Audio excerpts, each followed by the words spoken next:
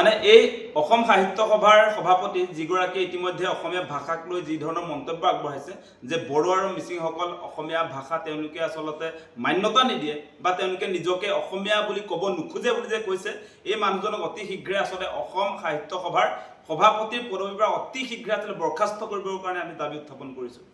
তেওঁ অসম সম্পৰ্কে তেওঁৰ আচলতে ধাৰণা নাই। আজি অসম বুলি ক'লে আপোনালোকে জানে অসম শব্দটোৱে আচলতে অসমীয়া বা গোটেই এই অসমখনৰ মূল কথাটোক আচলতে পৰিচয় বহন কৰি আহিছে। অসম মানে কি? অসম মানে আপোনালোকে নিশ্চয় জানে ইয়াতে বৈচিত্ৰতাৰ কথা আহিছে। অসম সমান নহয়, ইয়াত সকলো জাতি জনগোষ্ঠীৰ কথা আহিছে। আজি অসমত আপোনালোকে জানে যে ইয়াত শ্ৰীমন্ত শংকৰদেৱে কোনবিলাক কথা কৈছিলে যে অনৈক্যৰ মাজত ঐক্য, সেই কথাটো শ্ৰীমন্ত শংকৰদেৱে কৈ গৈছে। ইয়াত বিভিন্ন জাতি জনগোষ্ঠী যে অসমত বসবাস কৰি আহিছে, ইয়াত মিচিঙে হওক, বড়োই হওক, ৰাভাই হওক, তিৱাই হওক, কোচে হওক, কলিতাই হওক, ডিমাচাই হওক, যোনেই নহওক, এই যে আমাৰ বিভিন্ন জাতি জনগোষ্ঠীৰ বৈচিত্ৰতাটো যে আছে, সেই কথাটোকে আজিৰ দিনটোলৈকে বসন্ত গোস্বামী নামৰ মানুহজনে বুজি পোৱা নাই। ইয়াত 600 বছৰ আগতে আমাৰ মহাপুৰুষ শ্ৰীমন্ত শংকৰদেৱে যিখন সমাজ ব্যৱস্থা প্ৰতিষ্ঠা কৰিব খুজিছিলে, সেই 600 বছৰ আগতে যি আচলতে শ্ৰীমন্ত শংকৰদেৱে আমাক দেখুৱাই থৈ গৈছিলে, যি আদৰ্শ প্ৰতিষ্ঠা কৰি থৈ গৈছে, তাৰ বিৰুদ্ধে আজি অসম সাহিত্য সভাৰ সভাপতিজনে অৱস্থান কৰিছে। আজি অসমীয়া ভাষা মিচিংসকলে নকয় বুলি কৈছে তেওঁ। এইটো কেনেকুৱা ধৰণৰ কথা কৈছে? প্ৰতিটো লোকপিয়লত মিচিংসকলে আচলতে অসমীয়া ভাষাক স্বীকৃতি প্ৰদান কৰিছে আৰু লোকপিয়লত সদায় অসমীয়া ভাষা মিচিংসকলে ব্যৱহাৰ কৰি আহিছোঁ বুলি আচলতে প্ৰতিটো লোকপিয়লত কৈ আহিছে। গতিকে এই মুহূৰ্তত মিচিঙে অসমীয়া নকয় বুলি ক'লে কোনোবাই মানি ল'ব নেকি? সেই কথাটো আপোনালোকে বিবেচনা কৰি চাওক। মই মিচিং হ'ব পাৰোঁ, প্ৰথম মই মিচিং, তাৰ সমান্তৰভাৱে অসমীয়া, তাৰ পাছত আমি ভাৰতীয়, তাৰ পাছত আমি বিশ্ব নাগৰিক। সেইটোহে কনচেপ্ট।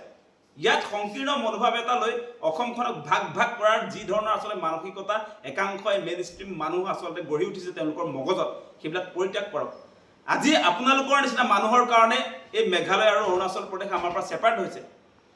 আপোনালোকে কৈছে সেই সময়ত, আপোনালোকৰ নিচিনা একাংশ মানুহে কৈছে যে অসমীয়া ভাষাহে ব্যৱহাৰ কৰিব পাৰিব। নিজৰ যি আচলতে নিজৰ জাতিটোৰ যিটো ভাষা, সেই ভাষাটো পৰিত্যাগ কৰিব লাগে।